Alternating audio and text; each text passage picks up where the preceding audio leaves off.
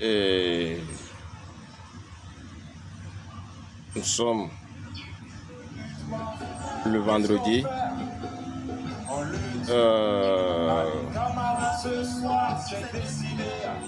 23 août. Je lance le live aujourd'hui pour aborder un thème qui crée un peu la confusion. Ce thème, il s'agit de l'opposition politique. Qu'est-ce qu'un opposant? Qui est opposant? Et comment devient-on opposant? Et pour devenir opposant, etc. Et comment est-ce que dans un environnement dictatorial, un citoyen doit agir? Pour aborder ce thème, il y a notre soeur, notre camarade Farida. Il a fait un bon développement. S'il vous plaît, tapoter le live, s'il vous plaît, sur ce thème. Je vais jouer ce qu'il a écrit, ce qu'elle a écrit, et ensemble nous allons essayer de décortiquer ça, de l'analyser, de commenter ça. Ce live sera très bref. Juste, c'est un thème que j'aimerais aborder depuis longtemps, mais aujourd'hui je décide de l'aborder ainsi, quoi. Là, je suis encore dans mon parlement café, en train de vendre. Je veux faire une pierre deux coups. Comme je n'ai pas encore des amis qui sont là pour qu'on puisse discuter, je me suis dit pourquoi ne pas lancer ce live là pour aborder ce thème et discuter, mener des débats avec certains aussi qui ont leur opinion sur ce sujet. Et notre camarade Farida a commencé et sa sortie avec ci. Biologiquement, là, ceux qu'on considère comme des jeunes, c'est-à-dire des personnes qui ont moins de 40-35 ans. 40 ans encore, c'est être large. Des personnes qui ont moins de 35 ans. Tous les Togolais qui sont nés après 1989. C'est à eux que je voudrais parler. Vous savez, je crois que nous sommes dans un pays où la camarade. Les gens aiment s'approprier le travail des autres. Les gens aiment s'approprier les sacrifices des autres. Mais les gens s'approprient les victoires des autres. Et ils utilisent les échecs ou les faiblesses des autres pour justifier leur paresse. Vous êtes en train d'écouter notre camarade Farida. Pourquoi est-ce que je dis ça? Il m'arrive d'échanger très fréquemment avec des Togolais de différentes générations. Et j'ai constaté que plus les Togolais sont âgés, pour ne pas dire plus ils sont vieux, plus ils sont déterminés dans ce combat. Les personnes qui ont milité au temps fort de la dictature, dans les années 60, 70, 80. Vous écoutez ce qu'elle vient de dire. Elle dit, à travers ces échanges, elle a constaté que les Togolais, le Togolais est vieux, plus la personne est bien déterminée. Et nous, les jeunes, et que disons-nous souvent? 90. Quand vous leur parlez, leur morale est toujours haut. Leur détermination est toujours au top. Ils vous parlent avec passion. Ils continuent par y croire. Ils pensent que les choses vont changer. Ils veulent que les choses changent. Mais quand vous parlez aux Togolais nés à partir de fin 70, début 80, 90, et puis après, ils vont vous dire, on est fatigué. Le peuple a tout fait. Le peuple a tout donné. On n'a pas de leader. L'opposition est corrompue. Nos leaders de l'opposition sont des égoïstes. Ils sont tous des vendus. C'est eux qui ont le moral au plus bas. Ceux qui vous disent qu'ils ont tout fait, quand vous allez vérifier leur parcours, ils n'ont rien fait. Au pire, ils ont contribué 1 ou 2 fois. Et après, ils se sont retirés. Mon frère, tu as 25 ans, 30 ans. Tu as fait quoi concrètement dans cette lutte? Et puis tu dis que les Togolais ont assez donné. Et puis toi aussi, tu te lèves et tu t'attaques aux opposants. Tu as donné quoi? C'est ceux qui ont fait le moins qui sont les plus fatigués. Les gens sont là et vous disent que le peuple a trop lutté. Mais ils ne font pas partie de ce peuple-là qui avait lutté il y a 20, 30, 40, 50 ans. Pendant que le peuple dont ils parlent qui a trop lutté, luttait, eux, ils n'étaient pas encore nés. Ou bien ils étaient des bébés, ou des enfants, ou des collégiens. Les gens qui n'étaient pas encore nés dans les années 90, c'est eux qui vous parlent le plus de comment le peuple a trop lutté en 90. Et donc, eux, ils sont fatigués. Donc, vous êtes nés fatigués. Bonjour, Dissoro. Notre génération, là, elle est née fatiguée. Nous qui sommes nés en 90 et après, nous sommes nés fatigués. L'autre excuse, c'est que l'opposition togolaise est corrompue. C'est une phrase que je déteste le plus que les Togolaises me donnent. C'est la phrase « on n'a pas d'opposition au Togo ». Bonjour mon frère Dissoro. Cette phrase Bonjour, merci me beaucoup. Parce que j'aimerais vous poser une question. Avec beaucoup de diligence. Parce que ça paraîtra comme un manque de politesse. Mais c'est la vérité. Je vais bien. Qui est de ton né côté. au Togo La famille avec va comme bien. groupe ethnique opposition? Merci beaucoup frère Dissoro. Parce que quand nous naissons au Togo, sur notre acte de naissance, notre groupe ethnique est mentionné. On écrit si vous êtes Évé, si vous êtes Tem, si vous êtes Bassa, si vous êtes Kabié, si vous êtes Anglon, si vous êtes Losso, si vous êtes Chokosi, etc. Sur l'acte de naissance de qui est-il écrit groupe ethnique opposant? Oh. L'opposition, c'est qui? Oui, répondons tous à cette question-là. L'opposition, c'est qui? Qui est l'opposant? Quand on se lève chaque jour pour dire l'opposition corrompue, l'opposition, c'est qui? Qui est l'opposant et qui ne l'est pas? Qui est allé à l'université de Lomé et a choisi comme filière opposition? Qui a le mot opposition écrit sur son diplôme? Qui a appris le métier d'opposant au Togo? Qui est né au... Oui. Qui est allé à l'école? Bonjour là. Dans une faculté d'opposition. Mais qui a appris un métier d'opposant au Togo? Qui? Ou a appris le métier d'opposant au Togo. Dire qu'il n'y a pas d'opposition au Togo, c'est admettre une chose ou l'autre. Ou ça veut dire que vous-même, vous ne vous comptez pas comme opposant, donc vous êtes du RPT uni. Ou vous ne comprenez même pas la définition du mot opposant. Un opposant, c'est quelqu'un qui est opposé à quelque chose. Alors si vous nous dites qu'il n'y a pas de personnes opposées au RPT Unir au Togo, c'est que vous-même vous êtes du RPT Unir. Alors pourquoi vous vous plaignez? Pourquoi vous vous plaignez? Toute personne qui pense que nous sommes opprimés au Togo est un opposant. Toute personne qui veut que ce régime quitte est un opposant.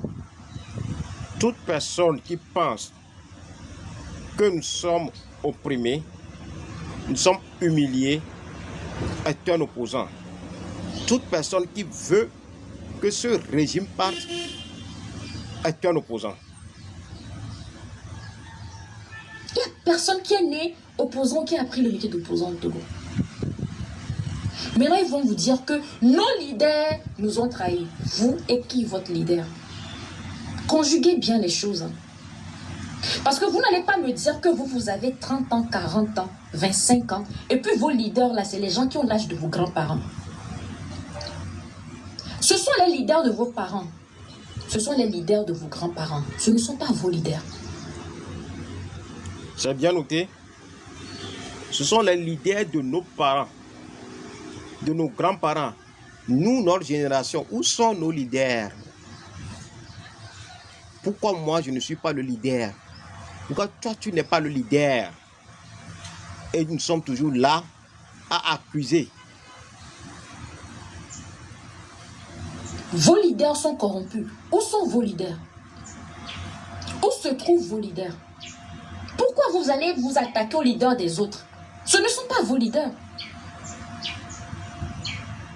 Comment est-ce que vous pouvez être là en tant que génération et c'est des gens du 3e âge qui vous représentent? C'est la triste réalité. Quand on prend l'opposition politique, la société civile, ceux qui militent le plus, ceux qui s'y donnent plus, ce sont les gens de la 3e génération. Où sommes-nous? Fika miaode, miawa moko epe balenkon mira wala nyigbandiare. Fika miaode, miawe lura odolo. Miawe skou begblin renalo, miawe les hommes begblin diro. Où sommes-nous?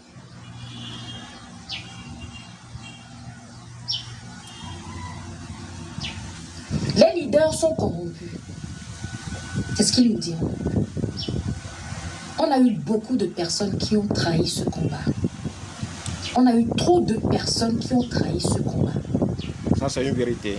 Mais les personnes qui ont le plus trahi ce combat, vous ne parlez jamais d'eux. On a eu des gens qui se sont montrés ici dans ce pays comme militants de l'opposition, qui après sont devenus ministres. Vous les laissez tranquilles. Quand vous les voyez dans la rue, bonjour monsieur le ministre. Avec... Ouais. C'est l'exemple actuel. Pour un militant être déposé pour être ministre, quand vous allez sur les réseaux sociaux, les commentaires, ce n'est pas le militant en question. Hein.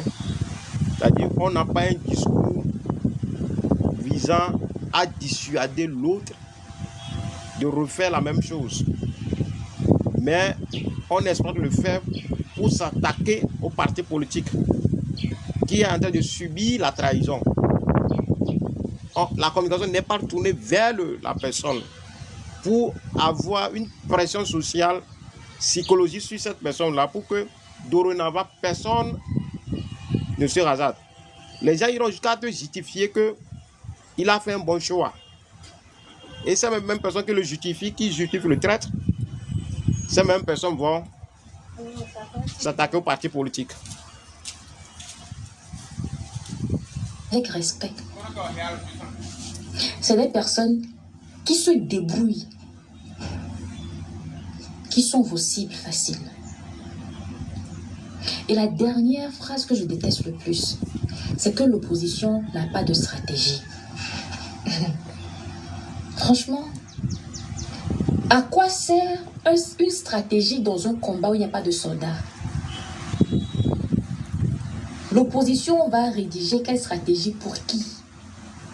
Oui. À quoi sert une stratégie dans un combat où il n'y a pas de soldats? Tu es à la maison, tu ne t'engages pas. Mais c'est toi qui affirmes que l'opposition n'a pas de stratégie.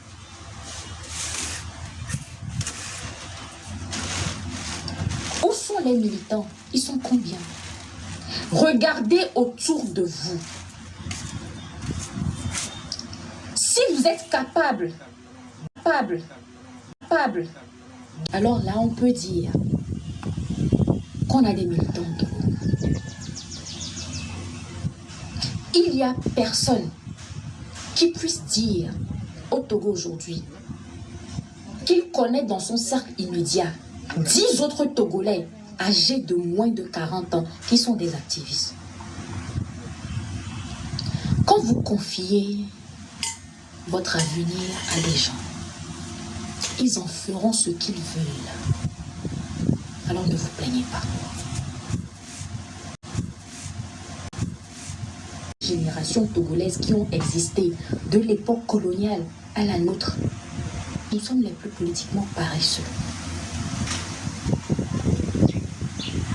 Et le Togo que nous voulons léguer à nos enfants sera pire que le Togo dans lequel nous avons grandi si on ne change pas. Je vous remercie.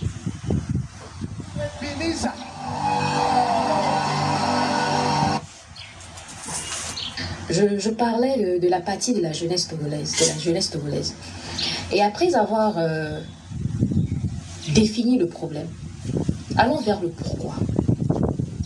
Parce qu'en tant que scientifique, en tant qu'universitaire, en tant que chercheur, nous avons la responsabilité d'étudier les causes et les conséquences de certains phénomènes sociaux.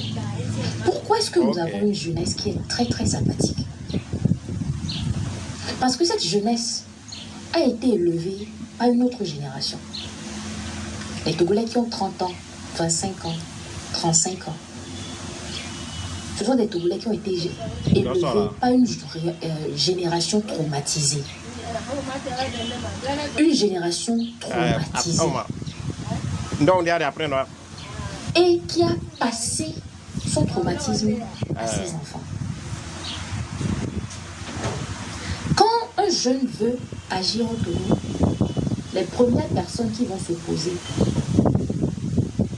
à son militantisme, ce sont ses parents. Et quand je parle de parents, ce n'est pas forcément vos géniteurs, c'est-à-dire que vos aînés. Et quand vous allez fouiller, très souvent, ce ne sont pas des aînés eux-mêmes qui étaient des militants. Parce que c'est rare de voir des gens qui étaient engagés dire à d'autres jeunes de ne pas s'engager. C'est très rare. Mais c'est des gens qui ont eu d'autres parents militants qui ont été victimes de ce régime. Et donc, ils ont gardé ce traumatisme de ce qu'ont subi leurs proches et ils transmettent ça à leurs enfants. C'est ça le problème. C'est leur déception qu'ils transmettent à leurs enfants. Parce que les problèmes que relève la jeunesse togolaise pour justifier son apathie, ce ne sont pas des problèmes qui l'ont touché lui-même particulièrement. Les gens qui disent qu'on les a trahis, eux-mêmes, ils étaient pour les trahir. Ils avaient 5 ans, ils n'étaient pas nés, ils avaient 10 ans. On vous a trahis avant que vous ne naissiez. Vous êtes les descendants de Judas ou bien? Ouais, en fait, je suis en train de... Nous projetons je suis en train de jouer... sur la nôtre. Là, c'est une chose. Deuxième point. Je joue la vidéo de Farida. Le modèle de formation que nous avons reçu. Vous savez, si vous allez sur le... Si vous allez sur le YouTube de Farida, vous pouvez trouver son travail de pédagogie citoyenne, de conscientisation, pour déconstruire, démystifier le mot opposant que nous avons dans notre narratif. Au fait, dans les années 90, l'opposition, le mot opposant est quelque chose qui mobilise et les énergies. Mais aujourd'hui, le système a fait un travail subtil où le mot opposant est devenu une arme de démotivation, d'ination, de inhibition de réflexion. Et c'est ce travail-là que nous sommes en train de faire pour redonner le sens à ce qu'on appelle opposition et pour éclairer les uns et les autres sur ce qui nous amène à avoir ce sens erroné, cette conception erronée de ce qu'est l'opposition. L'éducation n'a pas été décolonisée au Togo, comme dans beaucoup de pays en Afrique. À l'époque coloniale, l'éducation avait un seul objectif. Je suis en train de jouer. C'est former les futurs clercs de l'administration coloniale. Voilà pourquoi dans la façon dont nous avons été éduqués, nous ne sommes pas poussés à réfléchir, à prendre des initiatives et à agir. Nous sommes formés à réciter, à exécuter ce qu'on nous raconte et ce qu'on nous dit de faire. Vous savez, les langues ne trompent pas. Dans le jargon au Togo, quand quelqu'un est brillant à l'école, on l'appelle claque. Claque, ça vient d'où? Claque, c'est le mot clerc en anglais. Claque. Ah mais on claque, il est trop intelligent, c'est un claque. Parce que quand on est intelligent au Togo, on devient clerc. À l'époque coloniale, c'était comme ça. C'est les plus intelligents qui deviennent des clercs. Et donc, nous avons gardé la mentalité de clerc où on nous dit toujours quoi faire. Il n'y a pas un seul jour qui passe. Pas un seul jour qui passe sans que je ne reçoive des dizaines de messages et d'emails de Togolais qui ont tous des idées sur ce qu'on doit faire. Oh, il faut qu'on fasse un film. Il faut qu'on fasse un reportage. Il faut qu'on communique à telle ambassade. Il faut qu'on appelle tel. Tout le monde parle à la troisième personne du singulier. Il faut, on doit, personne ne dit je fais ou bien nous faisons. Les gens vous diront que l'opposition n'a pas de stratégie. Sortons d'abord le mot opposition de notre tête. Nous ne sommes plus à ce stade-là. Disons que nous sommes des résistants. Toute personne qui est contre ce régime, qui ne veut pas que ce régime reste, est un résistant. En tant que résistant, où est ta stratégie à toi? Où est ton plan? Oui, c'est là où je veux en venir. Aujourd'hui, on n'a plus besoin d'employer le mot opposition, opposant. Et tout d'abord, à un moment donné, on a commencé par réfléchir sur cette manière qu'a le narratif occidental de parler de nos partis politiques. Bon, dans les années 90, comme l'opposant, c'est toi l'opposant numéro 1. Bon, c'est devenu un mot qui signifie bon, on est révolutionnaire, etc. Mais alors que c'était une erreur, parce que quand on fait une lutte, ce n'est pas une question d'opposant. Vous n'avez jamais vu voir en Europe, mais en France, en Amérique, ils emploient opposition. Gauche, droite, démocrate, républicain, c'est ce qu'ils emploient. Pourquoi nous, ici, on veut employer l'opposant? Et dans une lutte, est-ce que dans une lutte de libération, quand on est dans un environnement dictatorial, est-ce que la phrase, le mot qui sied, c'est opposant? C'est opposition? Non. Ce que nous devons utiliser, c'est la résistance. C'est le résistant. Et en tant que résistant, quelle est ta stratégie? La fois dernière, j'ai fait un live ici, où j'ai mis une photo derrière, où la photo dit comment faire tomber un dictateur quand on est petit, seul, sans moyens, sans armes. Oui, en tant que résistant, chaque personne qui sait qu'il a opprimé, qui estime qu'il a opprimé, humilié, chaque personne qui pense que Fognassé doit partir est un résistant. En tant que ce résistant, quelle est ta stratégie? Qu'est-ce que tu fais chaque jour pour que l'objectif de voir Fognassé partir, pour que l'objectif, que l'humiliation cesse, pour que l'objectif, que l'oppression cesse, que tout puisse aboutir? Qu'est-ce que tu fais? Qu'est-ce que nous faisons? C'est de ça qu'il s'agit. D'action. Peux-tu écrire sur papier du lundi à dimanche cette semaine, voici ce que je vais faire pour la résistance? Tapez le live, s'il vous plaît. Tapez le live, s'il vous plaît. Vous-même, votre stratégie, elle est où? Vous allez me dire que oui, bonjour, il nous faut un front unitaire, certes. Mais écoutez, quand vous regardez les combats, les grands combats qu'ont menés les peuples dans le monde, bonne arrivée. Vous pensez que tous les Palestiniens qui sont mobilisés pour leur pays, un peu partout là, ils se rassemblent quelque part tous les jours pour faire une réunion pour décider de qui fera quoi chaque semaine? Vous pensez que les Noirs américains qui ont résisté contre la ségrégation, ils étaient tous rassemblés sous une seule structure? Vous avez les Black Panthers, vous avez les gens de Malcolm X, vous avez les Nation of Islam, vous avez les gens de Martin Luther King, etc., etc. Oui, nous devons aussi comprendre ça. Cette question union de l'opposition. Union, oui. On a toujours l'imaginaire du palais en tête. Dans un environnement dictatorial où le dictateur veut éliminer, veut débaucher, a-t-on besoin de se mettre toujours ensemble au même moment avant de mener une action? même si on n'est pas dans une même entité, même si on ne se raconte pas, on peut agir pour l'objectif commun qu'est la fin de l'oppression, la fin de l'humiliation, qu'est le départ de Faure Gnassingbé. Écoutons la brillante analyse de notre compatriote Farida. Vous avez le NSCP. Vous pensez que ceux qui ont résisté contre l'apartheid, ils étaient tous sous la bannière de l'ANC?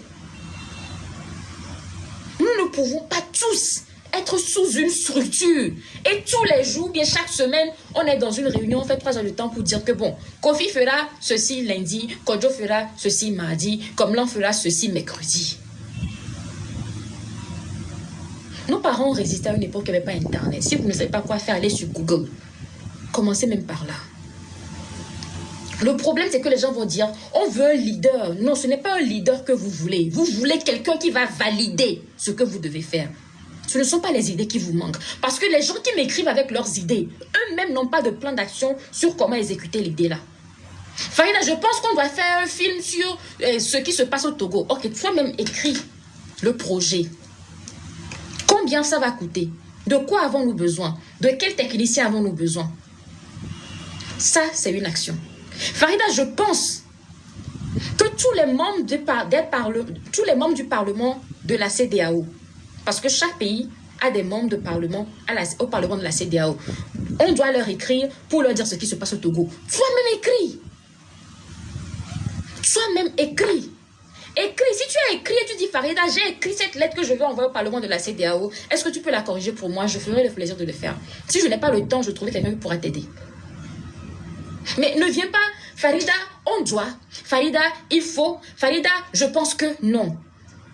Je fais. Je dis. Je pose tel acte. Depuis que cette crise a commencé, les gens se plaignent. Mais les gens n'agissent pas. On n'a pas de leader. Le leadership commence par soi-même. Le leadership commence par soi-même. Vous avez un exemple que les gens donnent qui me fait beaucoup rire. Les gens disent, oui, Sylvanus Olympio, il n'est pas resté en dehors du Togo pour combattre. Il est venu au Togo pour lutter. Sylvanus Olympio au Togo, il est rentré au Togo en 1950. Oui, et cette phrase-là, que beaucoup de gens répètent, et quand nos frères, nos compatriotes parlent d'engagement, et pourtant t'entends dire, non, revenez au Togo, ce n'est pas à l'assuré qu'on reste. Non, s'il vous plaît. C'est-à-dire, nous sommes en 2024. Et le Togo n'est pas le seul pays au monde qui a subi l'oppression. Nous pouvons aller s'informer de la lutte des autres peuples et voir les différents acteurs qui se sont engagés et là où les acteurs étaient avant de mener leur lutte. Donc, de grâce, pas ignorance, nous faisons certaines affirmations qui ne nous honorent pas, quoi.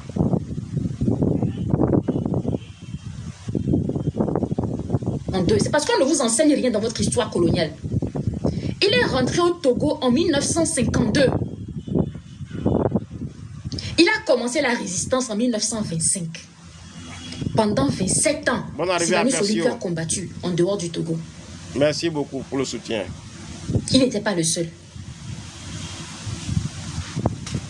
Que ce soit Simon Bolivar qui a libéré l'Amérique latine, que ce soit Sylvanus Olympio au Togo, que ce soit Robert Mugabe pour l'Afrique du Sud, que ce soit Amilcar Cabral, que ce soit comment appelle-t-on, Nelson Mandela, les grandes figures, certains ont fait l'exil, mais d'autres pas. Pourquoi attendre qu'un individu soit là avant qu'on ne commence? Vous pensez que nos grands-parents avaient attendu 52 avant de militer? Leur militantisme a été continu. C'est une chaîne, c'est un ensemble.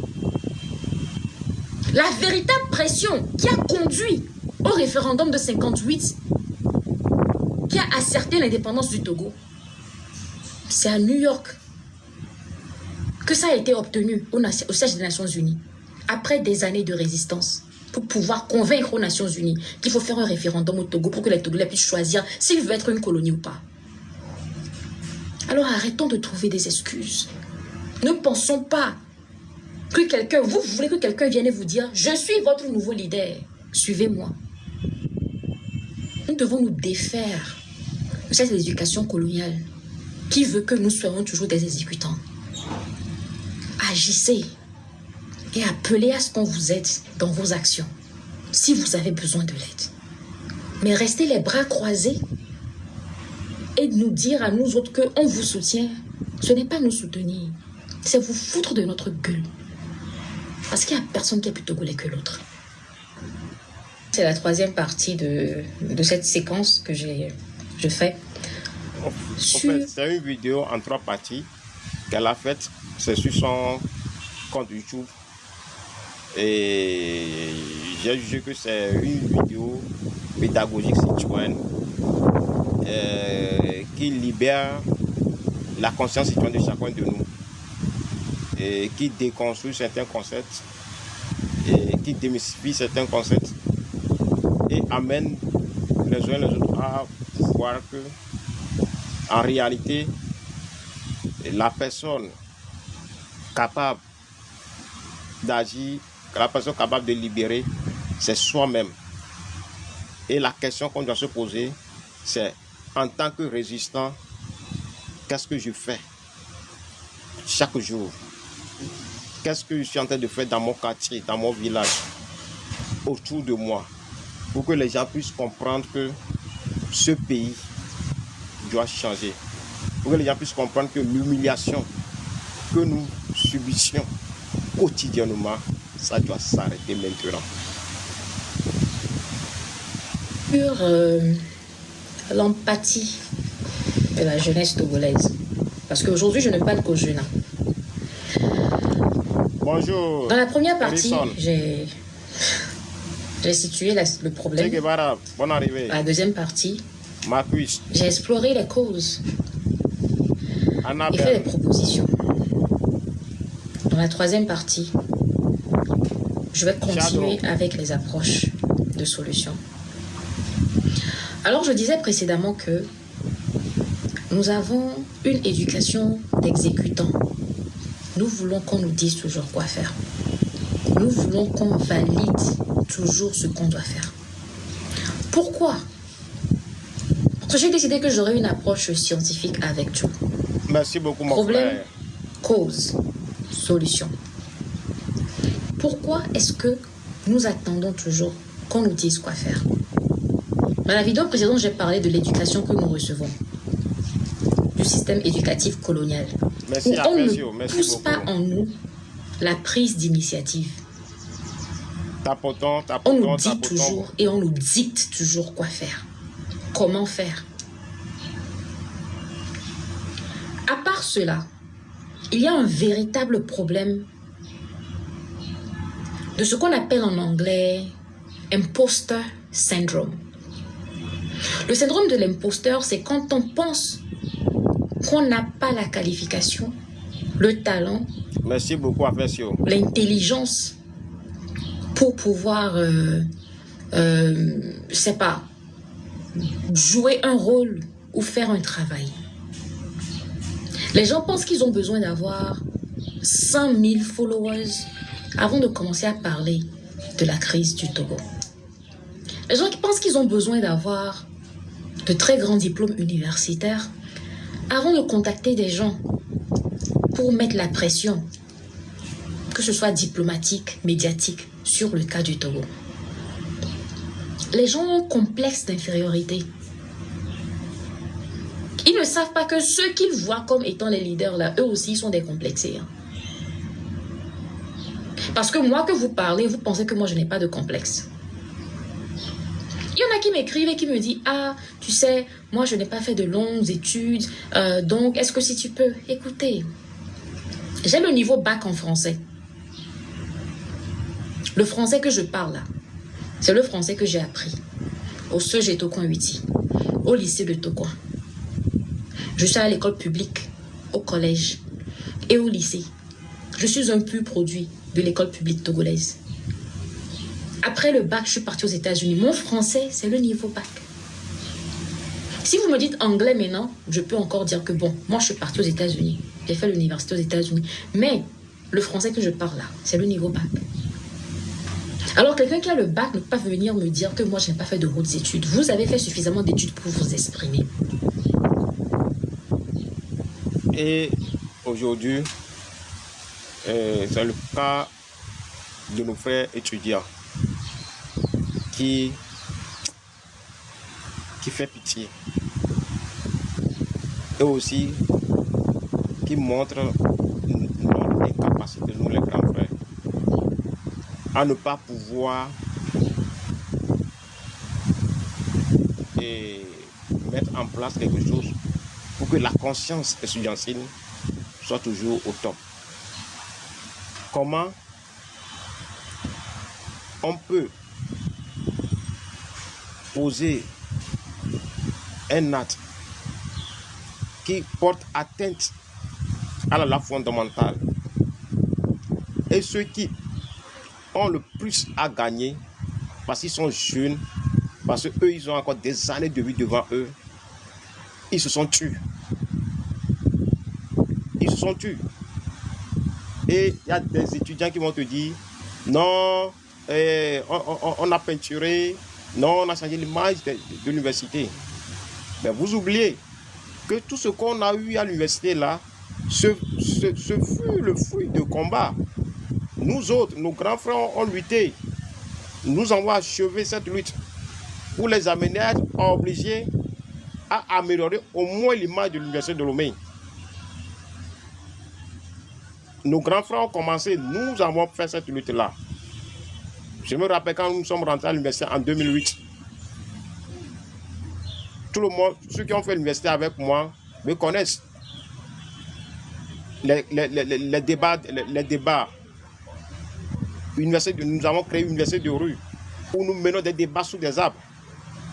Dans l'amphi, devant l'amphi, partout où moi je me trouve, je propose toujours des débats. À la veille des mouvements à l'université, j'étais en débat avec plus de 20 étudiants. Il y avait un parmi eux qui disait non, jamais l'étudiant ne va plus se lever. Que si. Il fallait voir le jour là. Je suis venu à l'université le jour là. J'étais venu à l'université vers 9h. Je rentrais à 16h. Je n'ai pas mangé. Je ne faisais que faire le débat. Et le jour suivant, ouais, tu te rappelles, non, l'université de rue, ouais.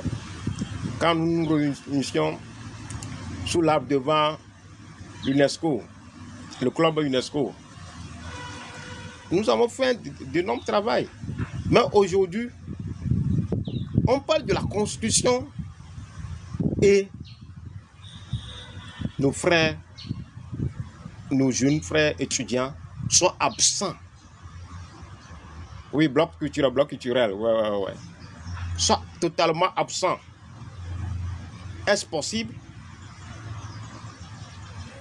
Non.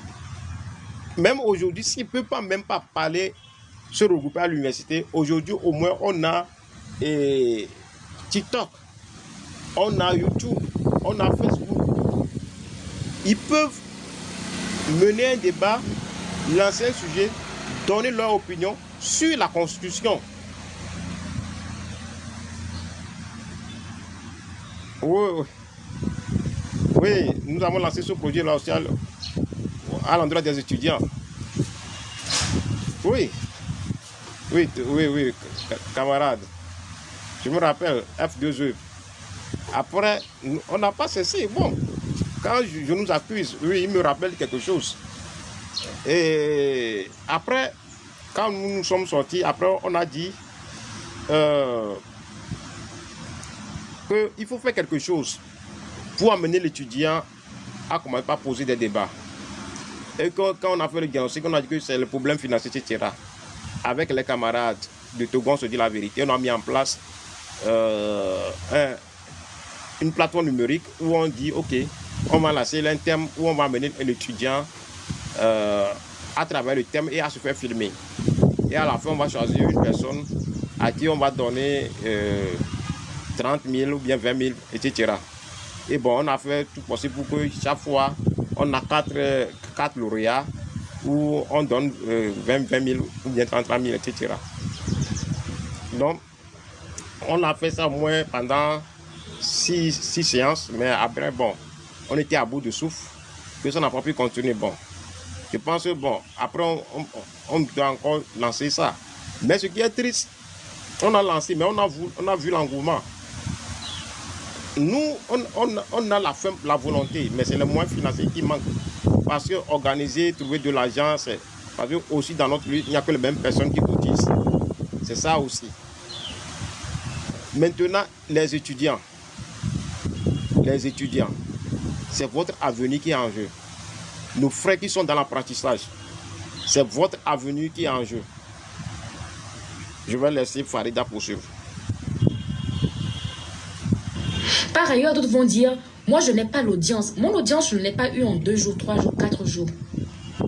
Ça m'a pris. Vous l'écoutez? Elle dit que son audience, elle ne l'a pas eu en 2 jours, 3 jours. Ça veut dire que chacun de nous peut travailler sur son audience. Le frère Tchorizé, il est ici. On se connaît depuis l'université.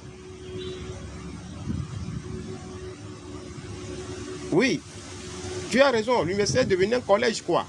Ça, quand tu vois les étudiants, tu te poses beaucoup de questions, quoi. Ah, on me dit étudiant, hein, la fois dernière, Bangladesh, ce sont les étudiants qui ont fait fuir la première ministre. Parce que des gens, ils se sont sentis que leur avenir est en jeu. Ici, les gens ont dit non, cette fois-ci, ce sont des jeunes, et ils ne sont pas âgés. Ils ont le même âge que les étudiants dans les autres universités. Ils font bouger leur pays. Parce que il y a eu une opinion publique qui les encourage à endormir. Il y a une opinion publique qui est là, qui les amène à déverser leur frustration sur l'opposition politique. C'est-à-dire quand on appuie l'opposition, on appuie un leader politique, bon, chacun ne se voit pas responsable de mener, de faire une nation. Il revient aux opposants. Non, mon jeune frère étudiant, tu es cet opposant-là. Tu es cet opposant-là. Levez-vous, hein. L'avenir s'écrit aujourd'hui, hein. L'avenir s'écrit aujourd'hui. Personne d'autre ne viendra le faire à votre place. Et un pays a toujours été construit par sa jeunesse et sa jeunesse consciente. Bonjour Emiliano Passis. Des années à me taper les insultes, les menaces, les intimidations, les critiques, les médisances, les calomnies pour l'avoir. Quand vous commencerez à parler aussi, il y en a qui vous écouteront. Nous devons apprendre à avoir confiance en nous si nous voulons être des résistants. Nous devons arrêter de penser que nous ne sommes pas assez intelligents, assez érudits, assez connectés, assez riches avant de mener ce combat. Nos grands-parents qui ont lutté pour la Blodé du Togo, combien d'entre eux avaient même le BPC? Combien? Combien d'entre eux étaient riches? Combien? C'est là la question. Qui connaissaient-ils dans leur réseau? Des gens qui n'avaient même pas de téléphone. Nous devons vaincre ce manque. Oui, c'est ça la question de nous, les Togolais. Ah, même la signolo. Et la balemlo. N'y a pas beaucoup lui tarder.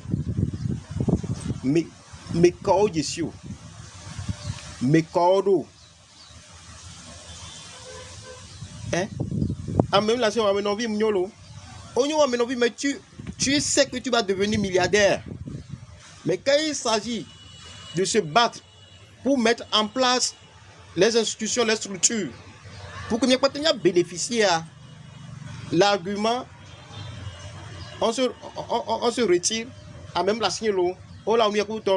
Mais les risques que nous prenons, quand vous allez à la prison civile aujourd'hui, vous allez voir une prison. Et vous vous demandez,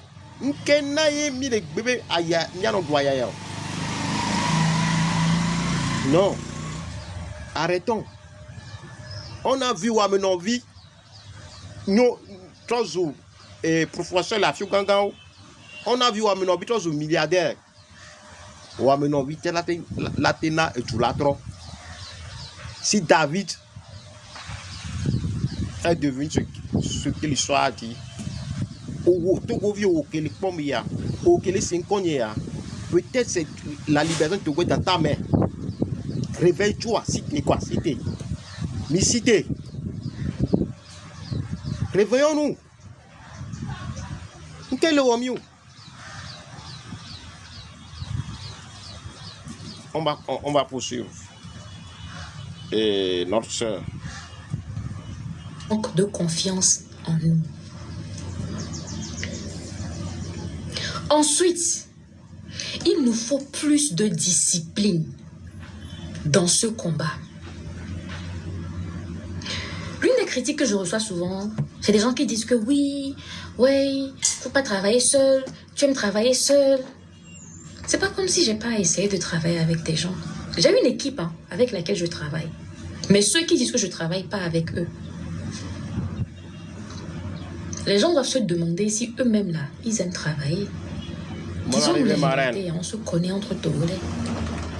Vous allez passer 3 heures dans un appel téléphonique. Vous allez décider d'un plan d'action. Au moment de l'exécuter, personne n'est libre. La semaine suivante, vous allez revenir. La voix les idées qui avaient été mises en place la semaine précédente, on jette ça, on vient avec de nouvelles idées. Nous sommes distraits. En anglais, il y a un syndrome qu'on appelle Attention Deficit Disorder. Le désordre de déficit de l'attention. Si c'est une traduction littéraire, excusez-moi, il doit y avoir aussi un terme équivalent en médecine en français. Notre résistance souffre du ADHD. Nous sommes distraits. Merci beaucoup. Nous sommes trop distraits. Ouais. J'ai eu à collaborer avec des militants d'autres pays. Mais la distraction, l'inconséquence là, c'est nous les Togolais, nous sommes champions. On ne va jamais au bout de ce qu'on a planifié de faire. Coleman, merci beaucoup. Jamais au bout merci beaucoup. De ce qu'on a planifié de faire. On commence un plan, on fait 1, 2, le point 3, 4, 5, 6, on abandonne. On fait un travail, on ne fait pas de suivi. Les gens vous donneront toutes les excuses pour lesquelles ils n'ont pas pu faire ce qui était de leur responsabilité. Mon enfant est malade. Ma femme est tombée ceci. Mon grand-père a eu ce problème. J'ai eu tel problème au boulot. Je devais faire ceci. Ça, c'est s'ils se prennent même la peine de trouver des excuses. Il y en a, parce qu'ils savent qu'ils n'ont rien foutu. Ils disparaissent carrément, ils ne parlent plus, ils ne répondent plus, ils n'écrivent plus, ils ne commentent plus, ils ne participent plus. C'est comme l'élève qui arrête d'aller à l'école parce qu'il n'a pas fait son devoir de maison. Il a peur d'aller à l'école. Parce que lui-même, il est embarrassé. Nous manquons de discipline. Nous manquons de consistance. Nous manquons de discipline et de consistance. Nous sommes trop distraits. Si les gens qui sont en face de nous, là, ils ne sont pas des personnes brillantes. Regardez-les. En fait, regardez-les, regardez-nous. Ils ont quoi de plus que nous? Ouais. Ce qu'il nous faut, c'est la discipline. C'est d'abord la détermination. Et puis la discipline. Ces deux choses nous manquent. La marraine. Merci beaucoup. Alors, nous devons faire un examen de conscience en tant que citoyen. Il n'y a pas un Togolais qui est plus Togolais que l'autre. Il n'y a pas un Togolais qui doit avoir plus de droits que l'autre. Il n'y a pas un Togolais qui doit avoir plus de responsabilités que d'autres. Nous avons tous les mêmes droits, les mêmes devoirs et responsabilités vis-à-vis du Togo. Alors ne pensez pas que vous n'avez pas votre place dans la lutte parce qu'il vous manque quelque chose. Ce qui vous manque, c'est le courage. Ce qui vous manque, c'est la détermination. Ce qui vous manque, c'est la discipline. Faisons un examen de conscience. Les leaders dont vous parlez là, oubliez-les. Bonjour, Ivan Trésor. Vous-même là, vous faites quoi? Quand? Comment? Sur combien de temps? Soyez en mesure d'énumérer ce que vous voulez faire comme contribution dans ce combat. Sur ce, j'ai fini avec ce message que j'avais à l'endroit de la jeunesse togolaise. Bon. Oui, nous venons d'écouter les différentes vidéos, je peux dire, l'école, l'université de rue de Farida sur la question de l'opposition, sur les différentes raisons, comment nous nous justifions, comment est-ce que quand on voit la résistance, qu'on voit le fait que le système là est encore là, nous avons une part de responsabilité à cause de la manière dont nous-mêmes nous définissons certains concepts, à cause de notre propre comportement. Et ces vidéos sont sur sa page YouTube. Quand je l'ai écouté, j'ai trouvé que c'est une très bonne vidéo que nous devons jouer de temps en temps pour que la plupart des Togolais, de chacun de nous, puisse se l'approprier. Elle a su trouver les mots justes pour déconstruire, pour déprogrammer et reprogrammer le mental des Togolais. Et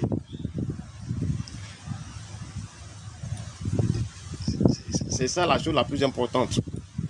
Et Steve Biko disait une chose: l'arme de l'oppresseur, c'est l'arme de l'opprimé. Le système est arrivé à avoir une même mise sur l'âme collective des Togolais. Ce que le Togolais doit penser, ce que le Togolais doit faire, est dicté par le schéma mental que le système a mis dans notre tête. Ce qui fait que nous n'arrivons pas à bouger quand nos droits sont bafoués. Ce qui fait que nous sommes indifférents quand une injustice se bat sur un frère. Ce qui fait que nous, Togolais, on est capable de se sentir indifférents par des années d'emprisonnement des frères. Parce qu'ils se retrouvent simplement dans des groupes WhatsApp. Parce qu'ils habitent dans un quartier où il y a les Kotokoli. Parce qu'il est Kotokoli. Parce qu'il a participé à une manifestation et on l'a arrêté. Ces frères sont en prison pendant des années. Ça ne nous dit rien. Mais on est prêt à prendre des heures à se décharger sur des affaires inutiles. Imaginez la manière dont nous allumons nos caméras.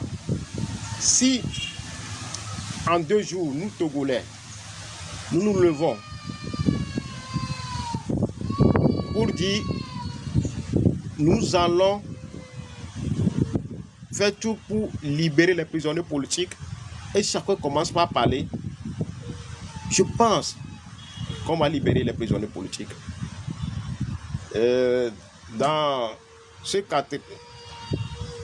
4e vidéo que je vais jouer, Farida est en train de parler de la manière dont chacun peut faire, etc. Mais tapotez le lave, s'il vous plaît. S'il vous plaît, tapotez le lave. Tapotez le lave. Tapotez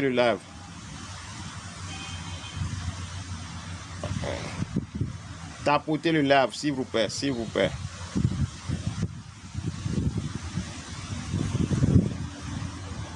Oui, tapotez comme ça. Je me suis dit, je vais commencer par lire les livres. Au fur et à mesure, je vais acquérir la facilité d'expression. Et j'ai eu la chance de lire la biographie de Malcolm X.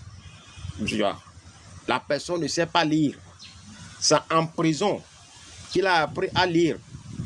Et moi, je vais fréquenter jusqu'à avoir bac, même si je ne sais pas parler le français. Je vais me taire parce que je ne sais pas parler le français. Non. Je dois parler. Je dois parler, même si je ne trouve pas les mots qui conviennent. Je dois quand même dire ce dont je pense. Notre problème aussi dans ce pays, c'est quoi? On a l'habitude de se moquer des uns des autres parce qu'ils parlent mal le français. Nous, on est né au Togo, on a fréquenté au Togo. On a les lacunes de notre système éducatif. Mais on sait quand on a faim. On sait quand on a soif. Quand on a mal, on sait qu'on a mal. Donc on peut parler, on peut dire. Il revient aux gens qui ont le langage facile de venir expliciter ce que nous disons. C'est de ça qu'il s'agit. Donc chaque Togolais peut faire quelque chose, peut dire quelque chose. Parce que quand il a mal, il sait là où il a mal. Quand tu as faim, tu sais quand tu as faim. Ce n'est pas un diplôme, ce n'est pas de l'argent qui t'amène à savoir que tu as faim. Donc, quand j'ai commencé par écrire, les gens disent non, oui, ce que tu écris c'est nul, tu perds tout le temps, etc.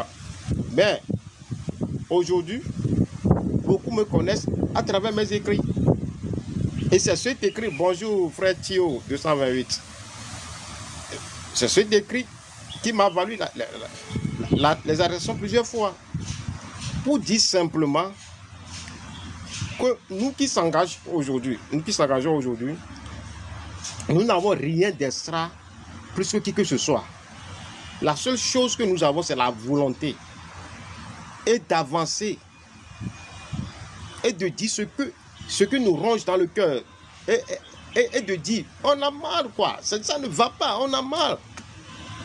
On a compris que si on parle ou si on ne parle pas, le problème est là. On a refusé de mourir tranquillement dans nos coins. On a refusé d'être des spectateurs devant sa propre mort. On a choisi d'agir pour au moins dire que j'ai essayé de mettre en moins en place des structures d'instruction pour ralentir ma durée de ma mort. Plutôt que de dire non, ça ne me regarde pas, ce n'est pas mon problème, etc. Et mourir. C'est ça. Je dis, tout le monde peut faire quelque chose. Nous devons aujourd'hui accepter à parler. Quand vous prenez tous les secteurs, les gens ont des problèmes. Il y a les mots. Commençons par dire ce qui ne va pas. Quand quelque chose arrive à un frère, mobilisons-nous pour soutenir ce frère. Ce que nous avons en main là, c'est une arme. C'est-à-dire la manière dont ils font la répression là. Prochainement, préparons-nous avec les caméras là. Les caméras aujourd'hui sont plus qu'une arme. Sont aujourd'hui plus qu'une arme. Et on ne va plus pardonner des gens qui souffrent. Et parce qu'on leur donne 10 000 pour aller taper là. Ces gens-là, on ne va plus les pardonner. On ne va plus pardonner, on ne va plus les laisser les miliciens là. On ne va plus laisser les lapins prolétariats. Parce qu'ils le font, après ils meurent gratuitement. Mais après ils viennent encore demander de l'argent chez nous.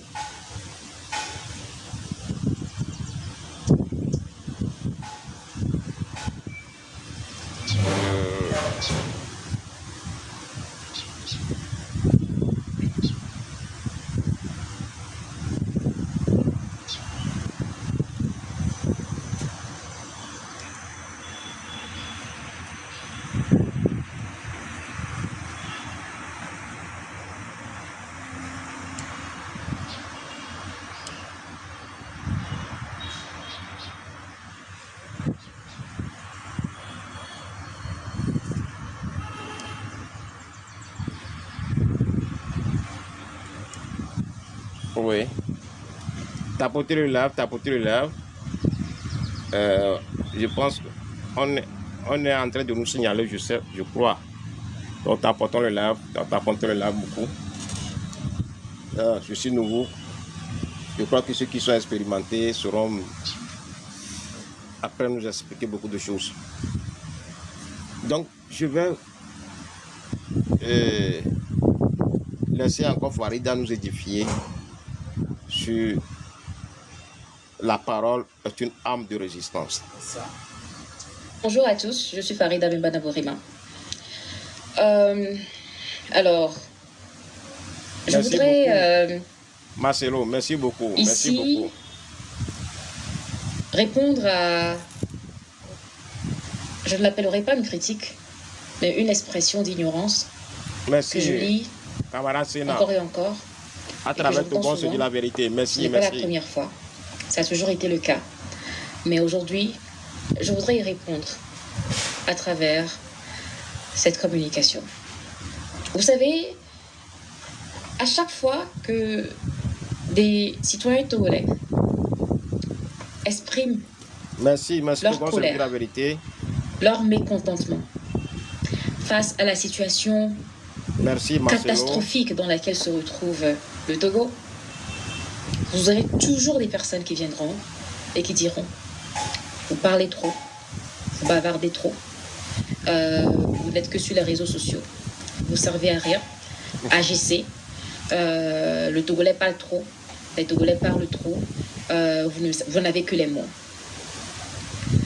Très souvent, je ne dirais pas très souvent, c'est toujours le cas, les personnes qui font ces commentaires, rien qu'à travers ces commentaires, on comprend et on sait que ce sont des personnes qui n'ont jamais milité et qui n'ont jamais contribué au combat.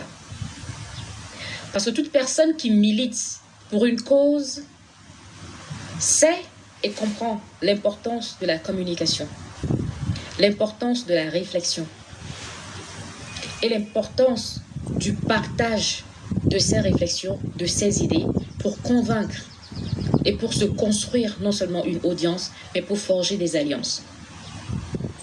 Ces personnes auraient dit à Frantz Fanon qu'il passait son temps à écrire. S'il voulait vraiment que les Noirs soient libres, il devait aller peut-être se mettre devant les colons à l'époque qui se faire assassiner. Merci pour le...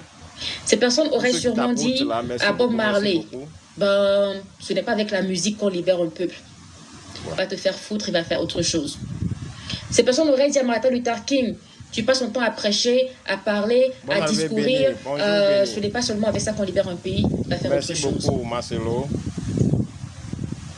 Ces personnes ne comprennent pas le pouvoir de la parole.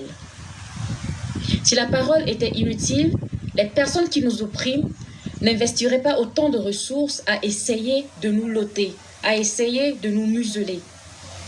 Vous écoutez, non?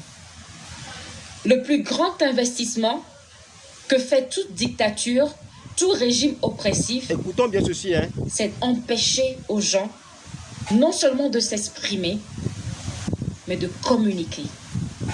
La communication exige que certains parlent et que certains autres écoutent. Voilà pourquoi nous avons subi des années, pendant des années, une seule télévision nationale jusqu'à l'avènement du multipartisme et des révisions constitutionnelles de 92 qui nous a offert plus ou moins un espace de liberté. Il y avait une presse, une radio, une télé, tout le reste était banni.